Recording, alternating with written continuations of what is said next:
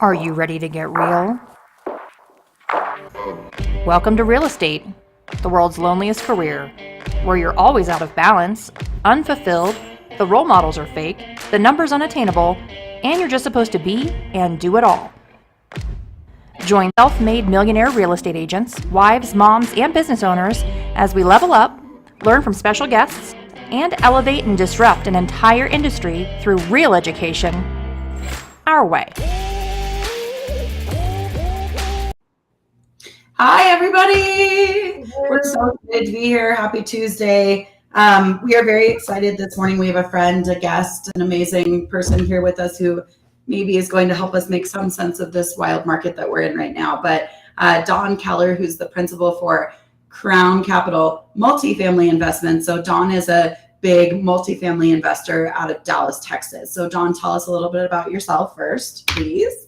Awesome. Thank you guys so much for having me. I'm excited to be here. Yes, I live in Dallas. I have a background in multifamily, and just kind of a little quick intro. I used to be a real estate agent, and I also did a single family flip about 10 years ago.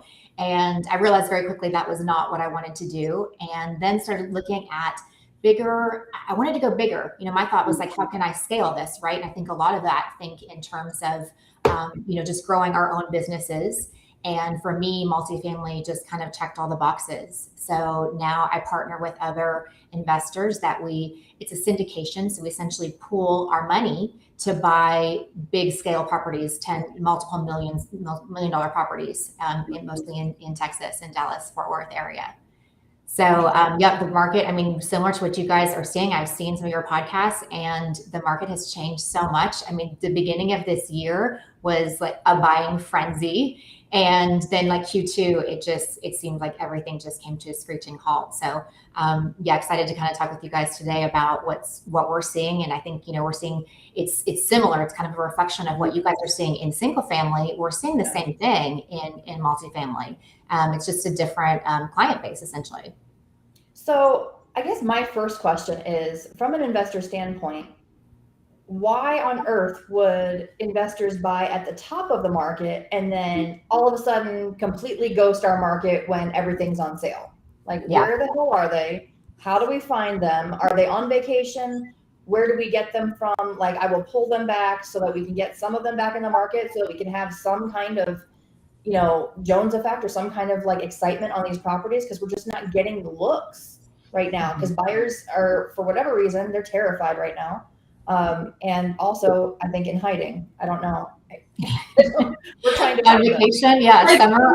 Somebody took every buyer in the United States and put them in the witness protection program overnight. It's so weird. Literally within, I was in the business during the finger quotes Great Recession. Angela was too. I don't know if you were, Dawn, but that was a slow roll. This happened, literally 2 to 3 weeks.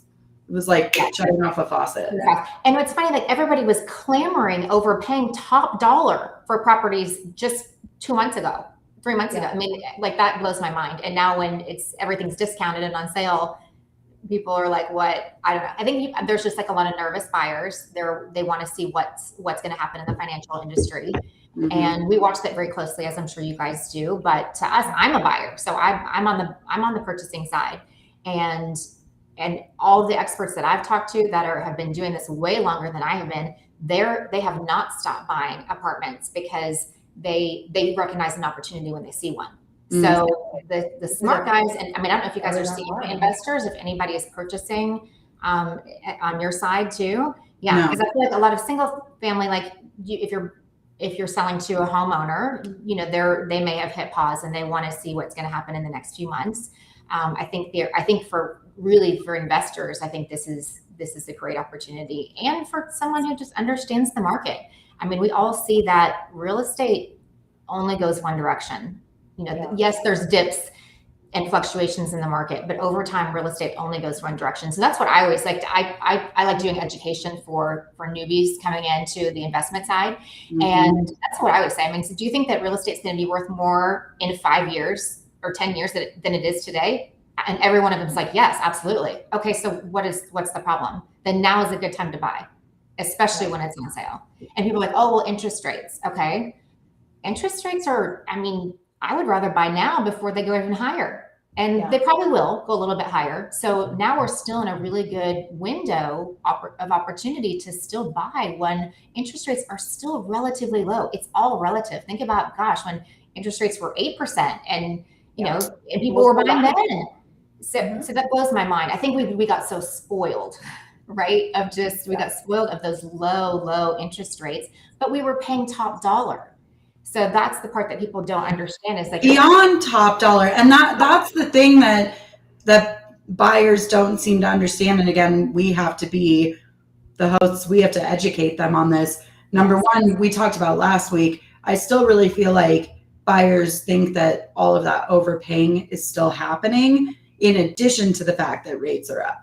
So I think they haven't quite come around or been educated to the fact that that's not the situation that we're in right now. But then also, how long does it take you to make up paying $150,000 over asking? You're stuck with that, right? Until the market can catch up to where that's supposed to be, versus if you buy with a finger quotes higher interest rate, which 5.5% is not higher, but whatever. If you buy with that rate and rates go back down, you can refinance. Right. That's right. And you're getting a better deal. That's right. Yeah. And I mean, there is some balancing between, I went over asking by $100,000 to $150,000 and now rates are 5.5%. There's balancing in the payment with that too. It's just like a herd psychology. Everyone was like, let's jump off the buying cliff. And every single person in the United States did. And now they're like, let's stop. And every single person in the United States has. It's really... Yep. You're exactly right. Yeah. And that's a really good point. Like maybe, you know, that's something that I could probably do when I educate for other investors is maybe even do the simple math of that. Just take an example and literally like calculate it out of what it was 6 months ago and what it is today. And you can see how you're actually in the long run, I think, getting a better deal because you're not overpaying for the house. And like you said, you know, a year from now, 2 years from now, you can refinance and then you're good. So yeah. I think part of the problem is that narrative is not being spoken or talked about publicly, especially, you know, in the news. I think they're, you know, 6 months behind as usual about pretty much everything. But I guess one of my questions is like, where are the investors that are doing the buy and holds? Like, where are the people that are trying to buy a bunch of rentals and keep them for a long term? I'm not seeing those people in the market either. So a lot of them are paying cash. So interest rate wouldn't come into effect for them. So especially like, you know, like your conglomerate that you guys work with, your big group of investors, you're probably not worried about the interest rate. You guys are probably paying cash on some level. So that's not as much of a factor. So if we're saying that interest rate is the driving force to why the market has completely stopped, where are the investors at that are not using, you know, that are not financing? I think that's a great question. I wish I had the answer to that because I agree with you. And, you know, I think this is kind of similar to what happened during COVID is everybody just stopped, right? There was nothing going on in the market. Nobody was buying or selling.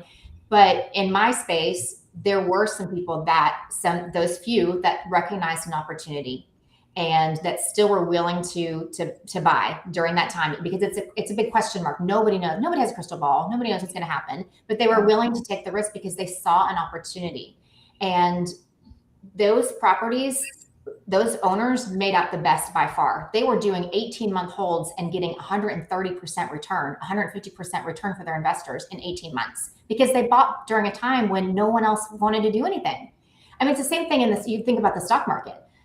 You know, during COVID, what was March, April of 2020, everything was on sale. I mean, I hate to admit this because I'm a real estate investor and I'm focusing on real estate, but I was buying on Wall Street because I'm like, Starbucks is down 60%. Like, y'all love your coffee. I know Starbucks ain't going anywhere, right? It's going to come back. Why not buy when it's on sale? Everybody else was selling. They were scared. They're getting out. So I think you're absolutely right. It's the education of getting that message out there. That's like, for those that really are looking for a deal, for a bargain, now is the time to buy because it's like this is the time that the money will be made. Yes. Like if you want an instant like it's going to go back up to where it was. It's not going to just stop here, right? The prices of the houses are going to go back up. So why not buy now and have immediately, 50 to 100 grand of equity in a matter of a month? Like that's ridiculous. Right. Like, people that bought 2 months ago, literally paying 150 grand over. Now they're getting the same house for 50 grand under.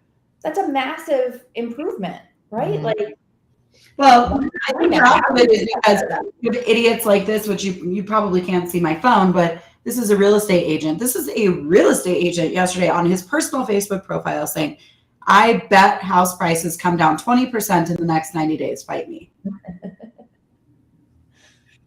Genius. Right? Like we're not telling the narrative that we should be telling, which is exactly what Dawn said, which is this is actually probably the greatest opportunity in the last, I think 5 years plus, right?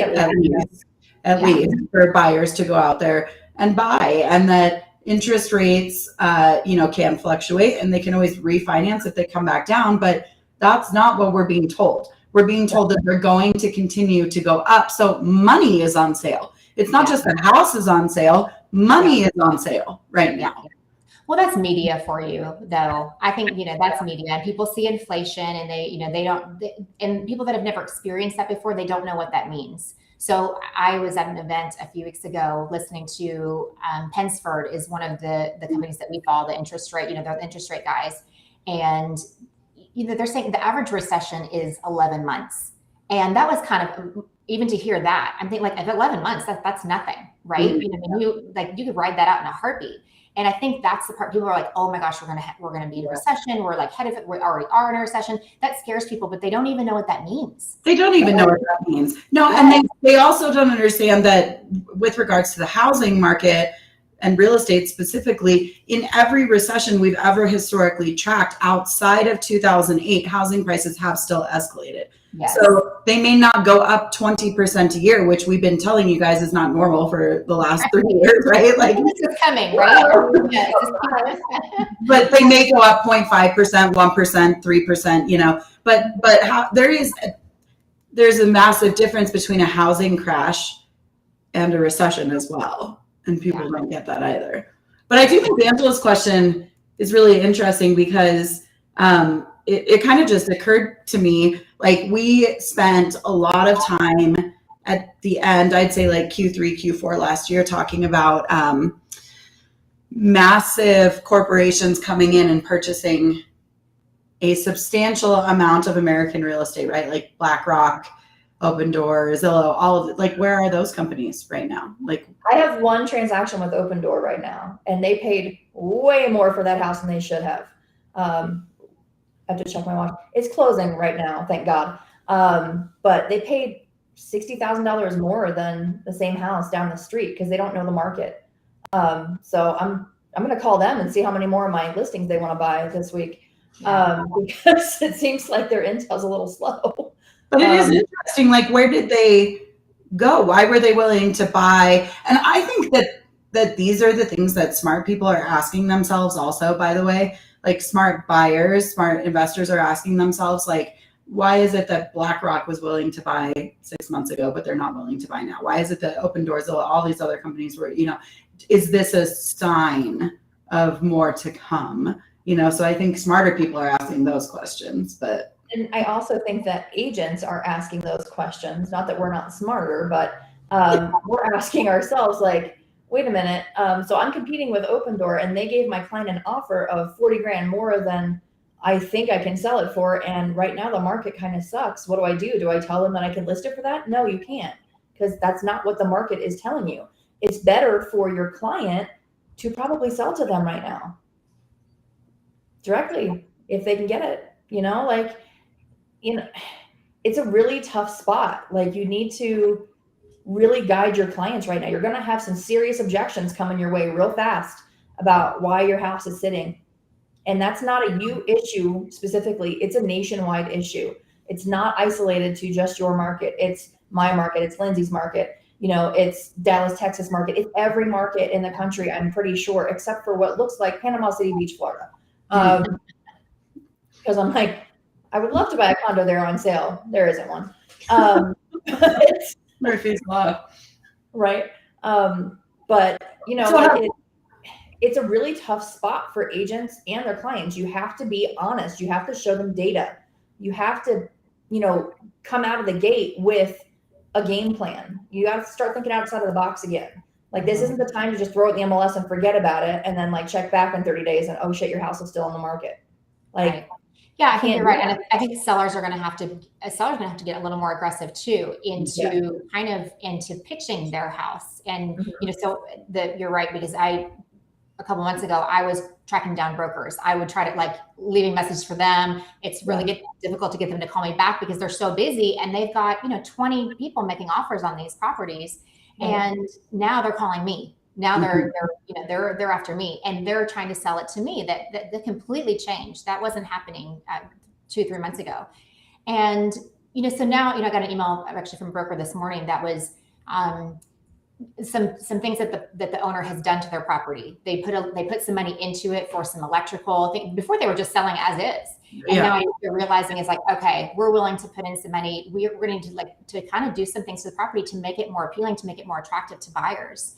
And we weren't seeing that before either. So I think that's kind of just the shift too is, you know, how can we compete with other properties is what can we do to stand out and what can we do to get attract those buyers, even if it is, you know, the big companies, you know, the corporations that are buying up, what can we do to call them and sell them a portfolio? Yeah, it's especially them. And they want the house completely renovated for the most part. Some companies will go in and rip everything out, but those people aren't the ones I'm seeing in our market right now. The ones I'm seeing are the ones that see a house fully staged and pretty and professional photos, and they're like, I'm going to buy it. Based on photos. They're not even going to go see the house. They're just going to send you an offer before it hits the market, before showings start. And I know with Open Door, when they gave me my first offer on a property, they were $30,000 low on asking price. And I negotiated with them and got them back up to $2,000 under asking price. And I was like, you guys got to take this offer. So a lot of people don't know that you can negotiate with them. I do think that right now, just, you know, I agree with what you said. Like, it's not enough to just be the lowest priced house and your price point. You also have to be the best looking. And so it has to be staged. It has to be renovated. Like it's got to have something that the other houses don't. And I think the resales that are going to get hit hardest right now are those 3-4-year-old new builds that all look exactly alike. Those are going to be the ones that have the hardest time right now, because in the absence of value, you got to go with price. And so all those people are going to do, instead of adding that value right now because they're freaked out because they don't know how long this market is going to be like this, instead of spending that money to fix it up, they're like, just drop the price. And I don't think that's the right answer. Yeah. So I have a question. There's a lot of chatter on our side, like the residential side, about rental rates, right? Like, why would you continue renting when they're expecting rental rates to go up X amount of dollars over the next couple of years? Do you see that happening? Like, do you see our rental rates going to continue to soar even when house prices are not right now? What's going on with rental rates? Yeah. Oh my gosh, it's crazy. So over in DFW, over the last 12 months, we've seen almost a 20% increase in rental rates. 20%. It's insane. And to your point, that is, yes, why would you continue to do that? It is more affordable in some cases to buy a home. And for probably this year, 2022, probably since January, we've seen probably about 11%, which is still incredible. I mean, it's usually similar to the single family market. So, 3%, 5% is normal. In DFW, it's a really strong market. So you might see 5% average. I mean, even 11% is crazy. And I do think that is having some people question, why am I continuing to rent, and to kind of start to look for a single family, maybe that they were content renting. And now they're looking at other options as of purchasing a home. And again, I think that maybe before this, it was not an option for them because everything was so expensive in our area. And now that prices are coming down, we're seeing a reduction in our space of, 10, 12, 15% reduction. Yeah. So, if that translates to single family as well, then they are able to afford it, whether they think that or not. They're able to afford it now when they weren't before. So that's incredible. There is really a really good buying opportunity for those renters. I think that this is another thing that kind of blows my mind is the supply issue that we're facing. And the stat I heard recently was that I think the shortage, there's a shortage of like 5 million homes. Yes. And that is, it does push people to rent because they don't have a place to go. But that I think this phase that we're seeing right now is going to be short-lived. I think October is my hope. That's coming from all of the experts that I follow in our space, and especially in the financial, not just real estate, but financial as well. Yeah. And they're all saying the same thing. So I think that, man, to me, I think it's kind of like, again, like the COVID, that those few months, there was a window of just a few months that if you bought during that time, you made out, you saw some. I don't understand. Like it is blowing my mind. Okay, so what are you doing? I mean, for the last 2 years, every buyer has just been like, I just need a little break in the market, just so I could please just only pay $100,000 over asking and only sell one child instead of 3 to make up the appraisal gap, right? And now it's like, well, you could get that house 50 under, like, I don't even know right now, 20, 10 at least. Like the really weird thing is that massive price reductions are being made, like bigger than I saw personally in 2008 right fucking now. And that's what people are not understanding, right? Is like, I've seen $150,000 to $200,000 price reductions. I don't remember ever reducing a house by $150,000 to $200,000 in 2008. Do you? Buy. Why aren't they buying? So the other person that I'm like, where are they at, is the super smart sellers that have a shit ton of equity in their house. Why aren't they refining their house, cashing out some equity, and buying another property right now? Yeah. Where are they at? Like, how do we educate those people? Because they might not realize, like, maybe they don't want to sell their house right this second, or they're happy where they are, but it might be a really good time to cash out some of your equity and go buy something else right now. Absolutely. Even if it's in your market, buy it and rent it out. Yeah. My only answer to all of this is fear. I hate to say that, but I think that it's true. I think it's exactly what happened in 2020 is people were scared. But the people that weren't, the people that took risks, that, said, I'm going to go for it anyway, and I see an opportunity here, they have the best returns. And, their properties are outrageous. I mean, they had a huge increase because they took advantage of that jump of a 20% increase in the value of the property. Yep. Yeah. But it's fear. Fear does weird things to people. It just does. The people that you're watching and that you're talking to, why are they saying that they think this is short-lived? Do they think that all of a sudden we're going to get comfortable with the price of gas, the price of food, and it's going to now be the status quo and people are no longer going to panic? Or what are they seeing as a cause for that? Yeah, I mean, I'm not a financial expert, but here's what I'm hearing from some of the financial experts like Pensford is they're saying, the average recession, 11 months. So, that, and they think that it's going to be less than that. But even at 11 months, if that's truly the average recession, then how fast does a year go by? Less than a year. I mean, you'll be look back on this opportunity, a year from now and say, like, man, yeah, you're right. I should have been buying then. Also, from the time that the Fed starts hiking rates to they start cutting rates is about an average of 2 years. So you kind of have to think about that too. And again, some of the experts think it's going to be less than that. So let's say, maybe it's going to be a year. We don't know. So we're looking at what, spring, or maybe early next year, early 2023 of when we might start seeing those cuts again. So they think all of that is playing into like why this is going to be such a short-lived period. But it is because it's not 2008. If you study what happened during that period of time, that was really a historical giant oops, right? Like that's a completely different story. We have had many, many recessions as a country and have not seen anything like that before. It's not necessarily the same thing. Yeah.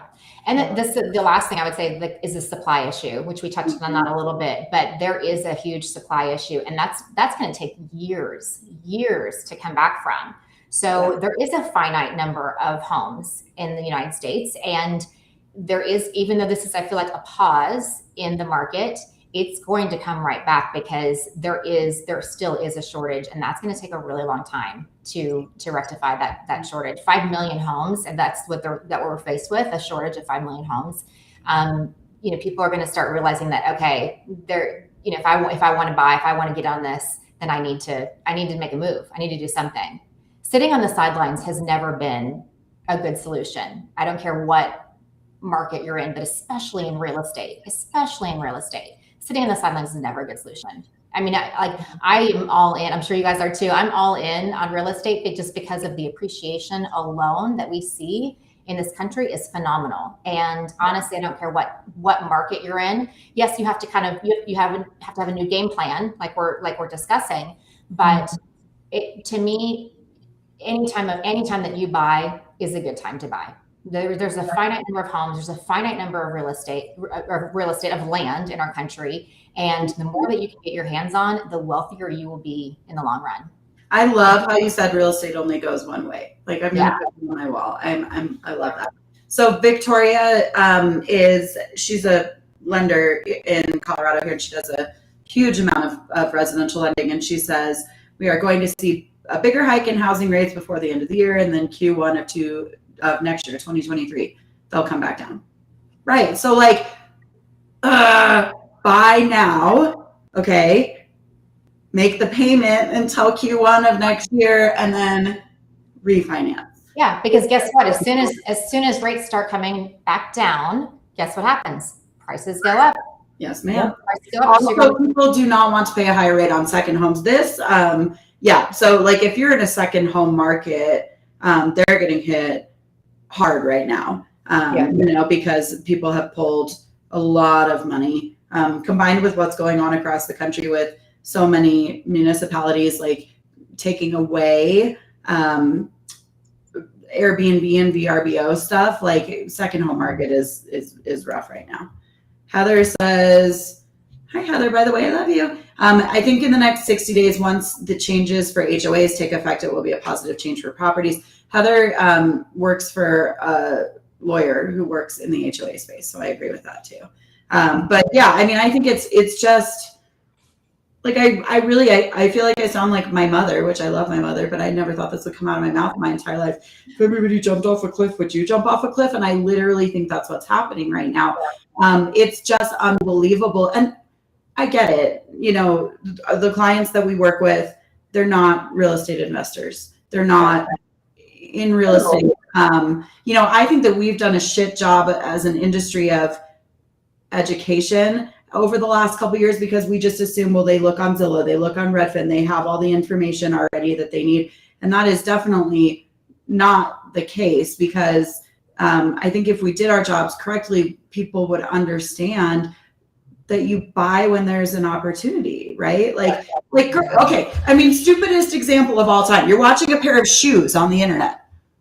They're $500. And you're like, oh, I really could never spend $500 on that pair of shoes. That's a lot of money. I've never spent $500 on a pair of shoes before. My husband will kill me. Where am I even going to wear them? But then let's say tomorrow the shoes drop to $200. What are you doing?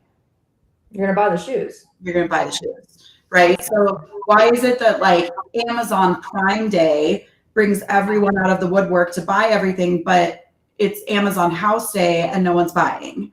Right. No, to your I wish we could have Keith jump in here, because I'd love to hear what's going on in the new build world. Keith McKinney, throw a comment in there, and I'm going to send you a link to jump on with us, because we would like to hear what's going on in Keith works in the new home industry, but that'd be great. I don't know if people are watching, but I mean, it's like Amazon Prime Day for houses. What are you doing? Yeah. But to your shoes, let's say those pair of shoes went on sale for $200, but you had to pay 10% interest for a year or 2 years. You would still be making out better than paying $500.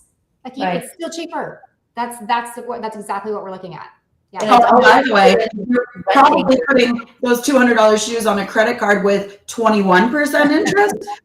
So why are we scared of 5.5? I mean, it's blowing my mind. What's But also weird is the car industry is still kind of going gangbusters. Like it's still busy. Why are people buying cars at 20% interest, but they're not buying homes at 5%? so boats and RVs, because that's kind of my thing. Is like I'm a big camper.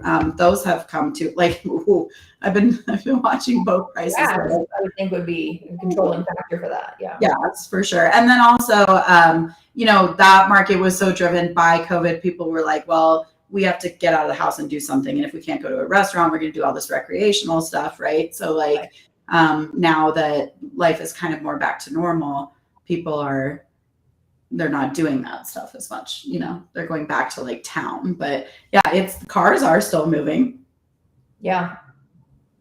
Yeah, I'm seeing people buying very expensive cars left and right, buying and selling and still turning a profit. Like, that's crazy to me that with gas prices and market uncertainty that those people are still buying, and it's because they know that they can buy a Lamborghini all of a sudden for, $300,000 when normally it goes for $550,000. And so that's an investment. Yep. They're for whatever reason not jumping into the real estate side of things. So I don't know why that is, but I'll have to ask some of those car people. Yeah, because no, you're 100% correct. Like, I think it's because they're savvier, smarter investors, and they recognize the opportunity to. What happened to buy low, sell high? Right.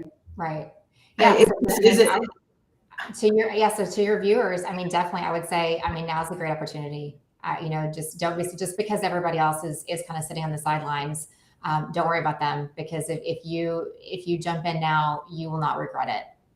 I mean, I would say go for it. We are too. We're looking for those opportunities because you may not see this again for a while. So you guys are buying. Let's make that really clear. Dawn is a multifamily housing investor, and you are buying right now. Yes. Okay. Are you buying just in Dallas, or are you buying anywhere the numbers make sense? So I focus on DFW just because that's the market that I am familiar with.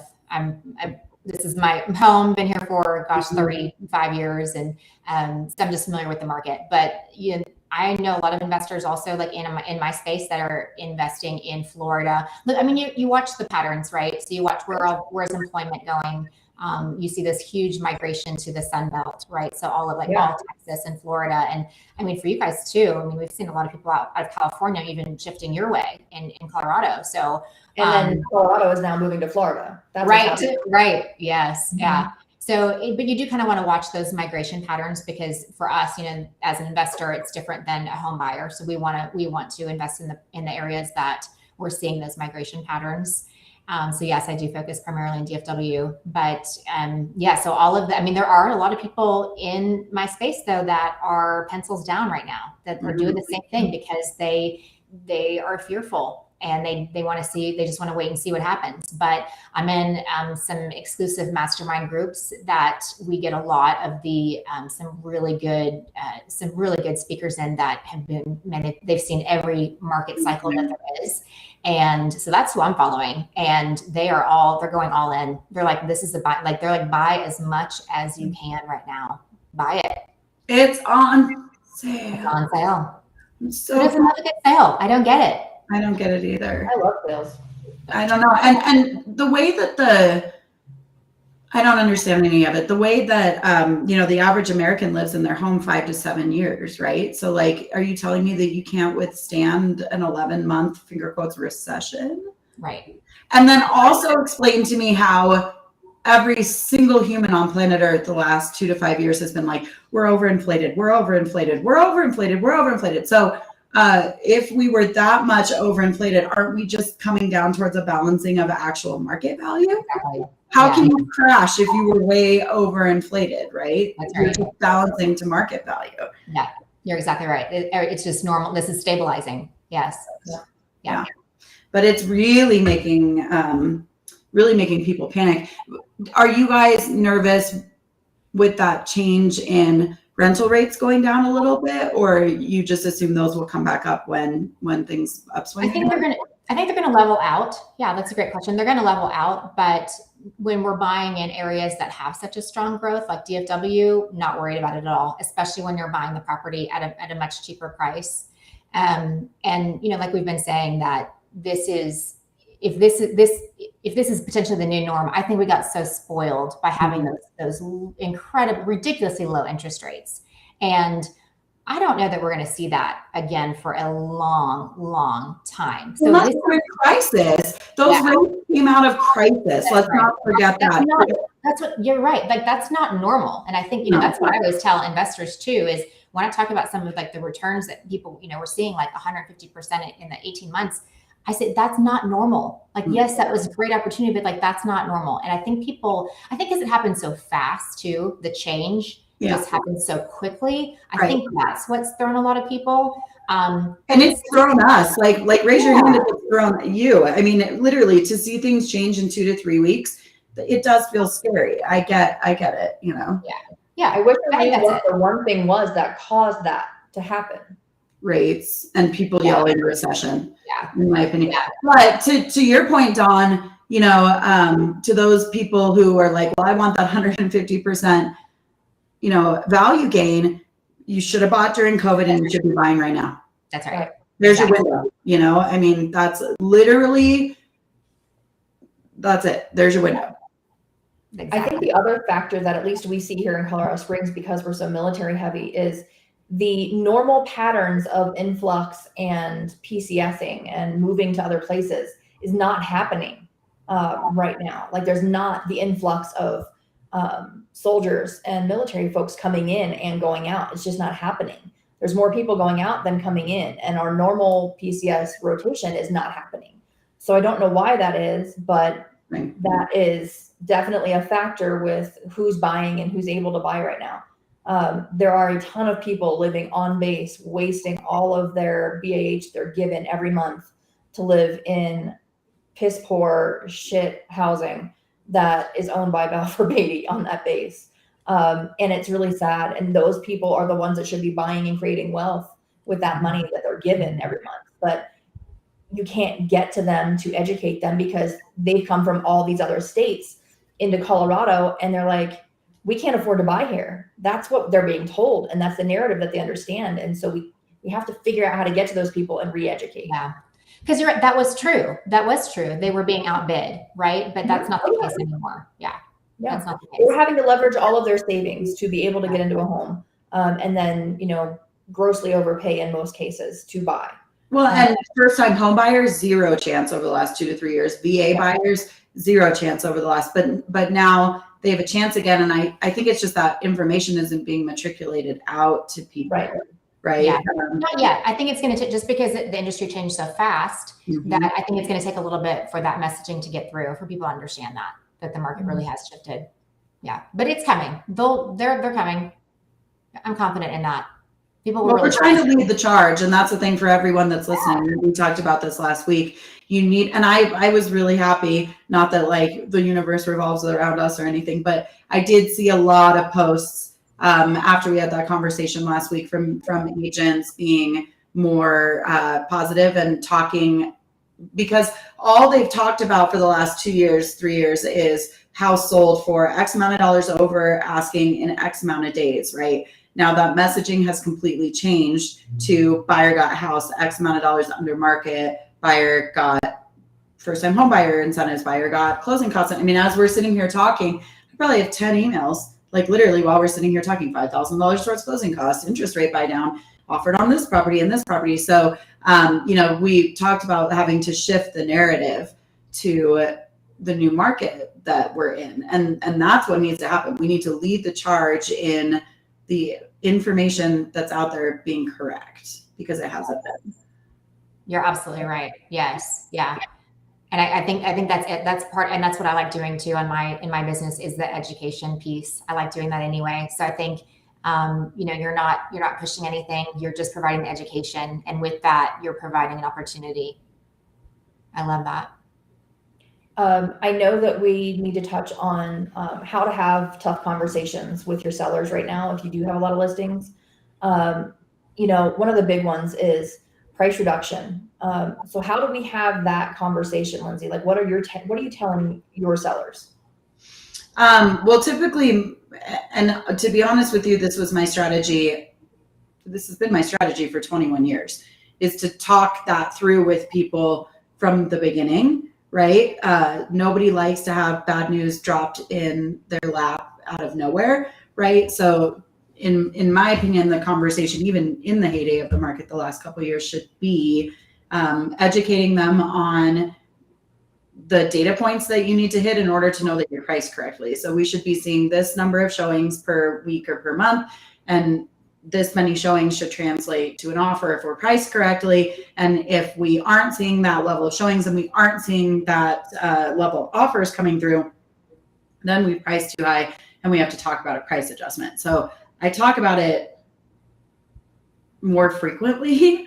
Like I just sent a valuation email to a seller this morning, and there was a whole paragraph in there about we're going to go for this price, but if we don't hit those metrics, then we're going to have to do a price adjustment. So I think it's really hard to go up against other agents who aren't saying this information. And again, we know NAR says, National Association of Realtors says 83% of all agents have been licensed 3 years or less. That's not a knock against agents. It just means they haven't been through this kind of a market yet, right? So if you're going up against one of those agents who still thinks that we're in that market or doesn't know how to have those hard conversations with people, it can be really tricky because you sound like negative Nancy, right?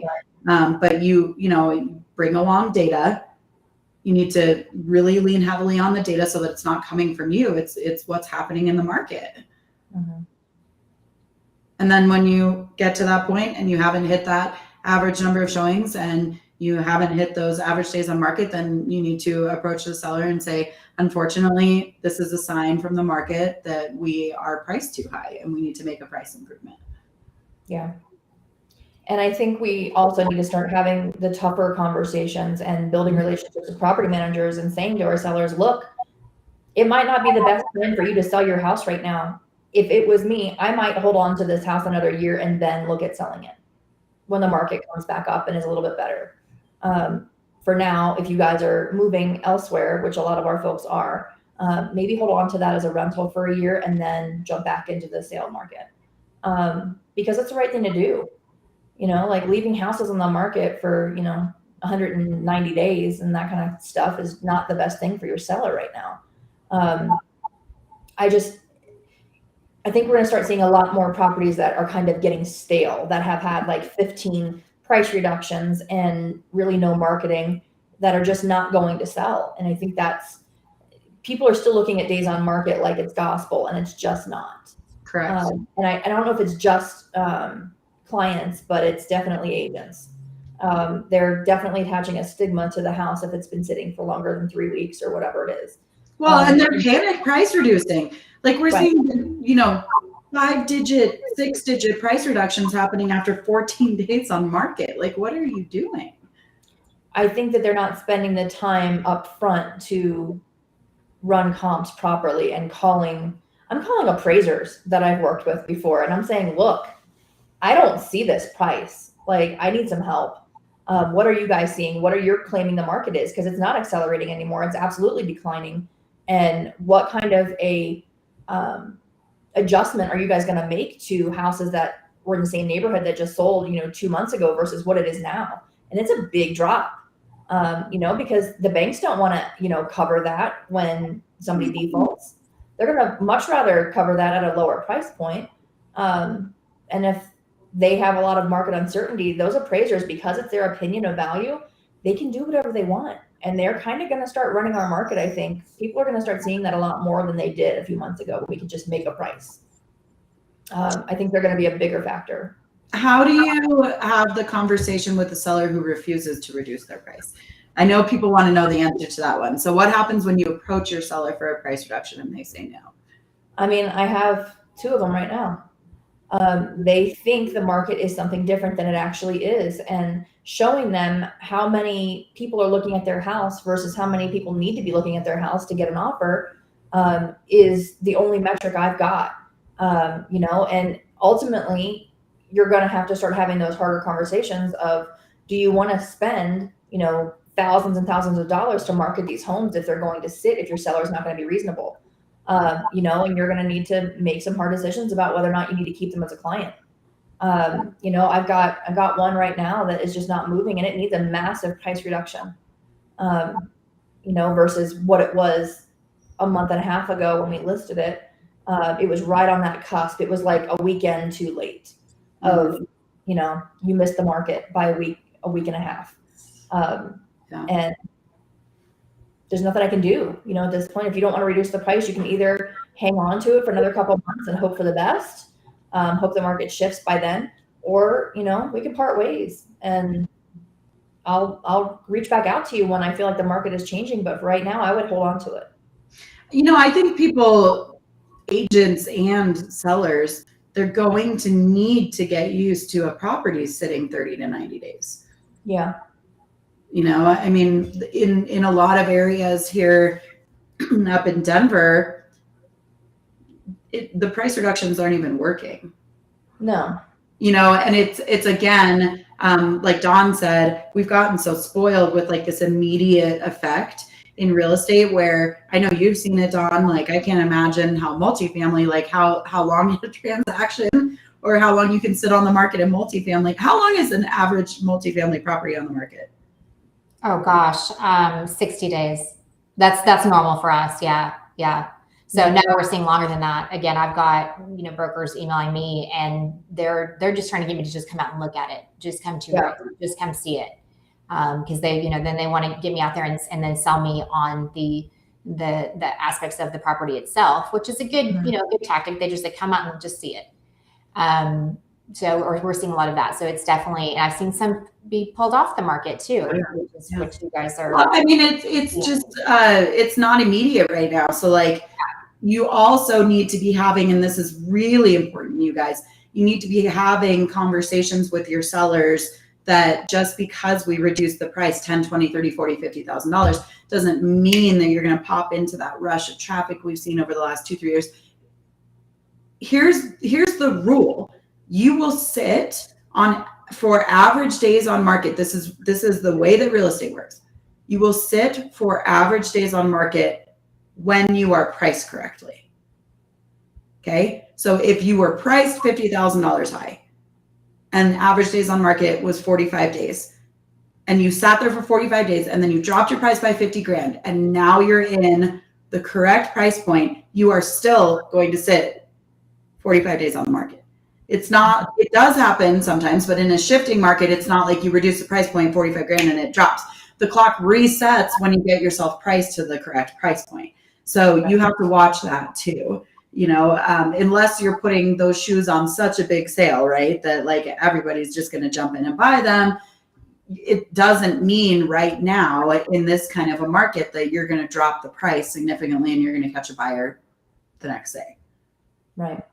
And I do think we're going to see massive price reductions from builders, because they don't want to be sitting with a massive amount of inventory, because they've been building these houses for the last 6 months. And now all of a sudden people are jumping out because they're like, I don't want to buy this house at 5.5%. I want to buy this house at 3.5%. And the builders are like, we can't afford to not sell it to you for that. But I think that they have people backing out left and right now, and they're going to start having massive amounts of price reductions on new builds. Well, the problem for them too is, I mean, they were building like their asses were on fire because they were just trying to catch up with the demand. But now the demand has dropped. They're going to end up with a ton of sitting inventory. Yeah. Mm-hmm. Or they're going to start liquidating it to an investor that buys it and rents it out, like they did. I'm sure you remember Lorson Ranch. They built a whole bunch of townhomes in there, and they just were not competitive. And so ultimately, I think the majority of them ended up going to an investor, and they bought all of them and then used them as rentals. Mm-hmm. So I do think that's coming. I mean, I've seen a massive influx of multifamily apartment complexes with huge amenities going in our town. And so obviously there's a market for it, or they wouldn't be building it.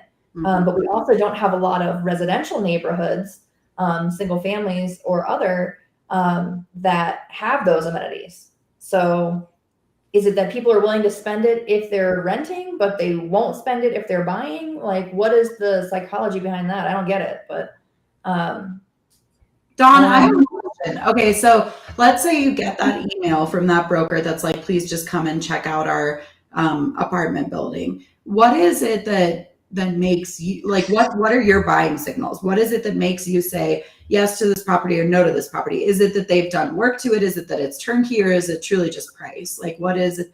What are the properties that you guys are actually buying right now versus the ones you're not? Sure. Yeah. First thing I look for is location.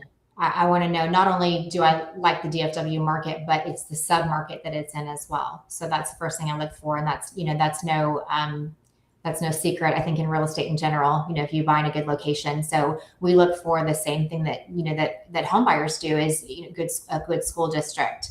And if it's in a good, we like it, particularly if it's nestled in a single family home neighborhood and just has that neighborhood feel. Has, maybe there's an elementary school close by, walkable, churches around there. We look for those good neighborhoods, because those are neighborhoods that are going to be the strongest long term. So that's the first thing I look for. But the numbers do have to make sense. I mean, let's be honest, they do. So when we use the specialized analyzer tools to evaluate properties, and I won't even go to it if the numbers don't make sense.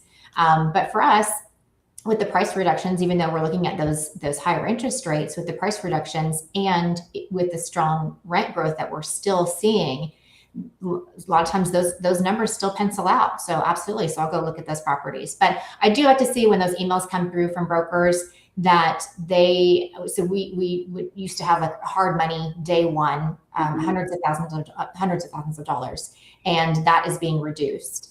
And we're seeing things like the seller is willing to make some concessions, and that wasn't there before. So that definitely makes it attractive, because that you have a little bit of negotiation room. And I think that is kind of a conversation similar to what you guys are talking about, is for your sellers that, it's not all about the price, but kind of highlight those things that this is a property that's worth looking at, and hint to the fact that there's some negotiation opportunities here, just to get buyers in, just to see, okay. And then, because if you want them to fall in love with the house and the neighborhood and all of that, then, okay, then let's talk, let's go to the table and let's talk terms. And I think there's a good balance here that we can come to, where before it was all one-sided. I think now, with buyers having, they have more buying power, or have more leverage, I guess I should say. Then there's like, we can come and talk. Let's talk. Let's just come to the table and see what we can figure out together. And it's a conversation. I like that part better too, that it's not just one side versus the other saying like, well, you have to agree to my terms and that's it.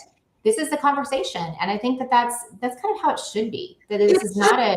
No, you bring up, it should be like, you bring up an excellent point. And we've said this on this show, because on this show, we're no bullshit here and we say the truth, right? The public has hated real estate agents for a really long time, because they have made an extraordinary amount of income for not working. Yeah, I disagree with that. But this is an opportunity for agents to come I'm together. not saying I agree with that. I'm just saying that that's what the public believes. This is an opportunity to sharpen your skills and prove why you make the income that you make, prove why you are the agent. It's funny. It's in a market that is truly recessed, like back in 2008, you can charge whatever you want in a commission. If you were a skilled and talented real estate agent, a seller would beg you to sell their property, and they'll pay you whatever, because it's very difficult to sell and because they need your skill set, right? So, but I do have a question about those, because you are a buyer. Do you think that those emails that you get from brokers, are they like, do they do anything? Do the phone calls do anything? Like how can brokers market to buyers most effectively? Like, what would get you to show up and tour that property? I do think that they're effective. Yes. Before, I was chasing them, and it is kind of nice now that they're more or less like chasing me, which is great.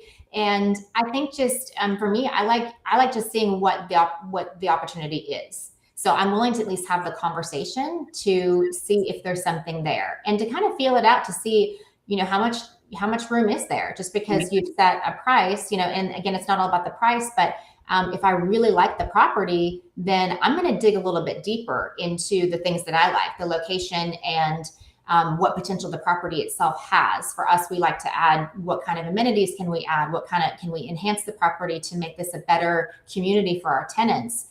So I like to, but I wouldn't even look at it if it's overpriced to begin with. If it doesn't make sense, to begin with, and I'm not even open to having those conversations. So when a broker comes to me and says, hey, I think there's some opportunity here, they kind of even will highlight some of those things. They'll do some math for me, which is great. It makes my job easier. Well, they'll say, we think you can add washer and dryer connections in the units, and it would add this much value. You can get this much revenue. So when they kind of highlight some of those things, maybe things that I hadn't thought about, I'm like, okay, there might be something here. So I think that may be something on the single family side too that is kind of relatable, where maybe some things that the buyer hadn't thought about before, that what they're looking for, but maybe there's some things in particular about this property that you could feature that they just hadn't thought about before, that's unique to the property. And I will also just add this too, I think to your point earlier, I think you're in the single family market that is right now, I think is probably going to weed out some of those newer agents. It was easy before, and now it's going to, the agents that know what they're doing, though, they're going to reap the rewards, because there's going to be less agents really in the market. Well, okay, wait, hang on. Two things. You just said two things that blew my mind. I want to back both of them up. The first one was marketing in a way that's actually effective. Because, I'm seeing all of these emails every single day. Price reduction. So literally like the same language over and over and over again, or $5,000 stores over and over and over again, right? So digging deeper and figuring out some things that would motivate an agent or motivate a buyer to actually come out and look at the property, and hopefully you've done your job to make sure it looks great when they get there so that they fall in love with it. Because right now showings are so down, it's just getting them there. So yeah. I'm definitely going to look at my marketing again this week and try to dig deeper and try to find some hot points that are going to make people, that are going to be more effective. That's absolutely those unique features about the property that really just make that property what it is, and that really kind of stand out that you can market. I think that's a great idea. Yeah, because it's cool to hear that, like, kind of from the consumer side, because you are the buyer, right? Yeah. So that's really cool. Yeah. And then the other thing that you said is absolutely, we do unfortunately believe that this market is going to weed out a lot of newer agents, but I wanted to go back to what we were talking about before. This is also opportunity time for real estate agents, right? So if the majority of real estate agents are sitting on the couch watching the news with their tinfoil hat, having a panic attack about what's going to happen to themselves and the market, they really are, right? Or they're in doom and gloom, they're in scarcity, they're upset. A down market is where you take the most ground. That is a period point fact. So if you can somehow, as an agent, get yourself over the hump of this fear, and while everyone else is paralyzed by it, go out and market, go out and re-engage your sphere, go out and talk with people. I think this is for the agents who have the balls or the work ethic. I think it's going to create the next crop of big top producing agents too. Agreed. Yeah. Did you know that you can get a list of renters from your title company, like people that are non-owner ocs? Because you can. I found out yesterday. For certain neighborhoods, you can have them target it for you, and then you'll at least know who you should be talking to. If you need to get more buyers to your properties in that neighborhood, you can. I like that idea. And with I'm sure you guys have seen the similar. Like we talked about the rent increases that we're seeing, 20% over the last 12 months. That's a great marketing tactic to your renters, is say, why are you paying 20% or 20% rent increase right now? Yeah. Yeah. Why not look at buying your own home and stop paying your landlord? Yeah. Yeah. These were tactics that, like when Angela and I met, it was during the recession. So, we would go get arrested knocking on doors in apartment complexes, trying to talk to renters, right? So these are skills that we have. If you've been in the market long enough, it's just really you're I haven't brushed that off in a while. I'm really rusty, but if you haven't lived through that kind of market, again, the agents that are willing to get creative and dig in and stick with their sellers for 120 days and, keep having those conversations with buyers about why it's advantageous to buy. Like, this is a tremendous opportunity for agents. It's just really sad that most of them won't take it. Right. Yeah. As a There's buyer, so much not you a can buyer. do. You just have to do it. Yeah, nobody's going to do the work for you. That's for sure. But if you do your homework and really dig in, roll up your sleeves and dig in, there's really good opportunities. Yep. Definitely. And you guys hold for the long term, right? You guys are long term. Buyers need to be thinking like hold investors right now. Like, why do you even care what the market's going to do in the next 2 months if you're holding a property on average 5 to 7 years? That doesn't make any sense. That's why I go back to the average recession is 11 months. We underwrite our properties for 5 years. Yeah, so it's a 5 year. It's usually a 3 to 5 year hold. So we can ride out any recession, easily. It's not going to, in the long run, it's not going to phase us. We're still going to come out at the end stronger and with a huge appreciation in value over 5 years. Yeah. Awesome. I learned a lot today. Yeah. Me too. I think everyone needs to go back and look at their marketing and to make it stickier, right? And not just like the same crap that everybody's putting out there. I loved that you said real estate only ever over the long run goes up one way. That's like my favorite. I learned a lot today. Yeah, for sure. I did as well. I love chatting with you guys. You guys are awesome. Love it. Thank you for being with us, Dawn. We're going to shut down our live stream. Thanks for being with us, everybody. We'll see you next Tuesday, but hang with us for a few seconds, Dawn. Okay. Thanks, guys. Bye.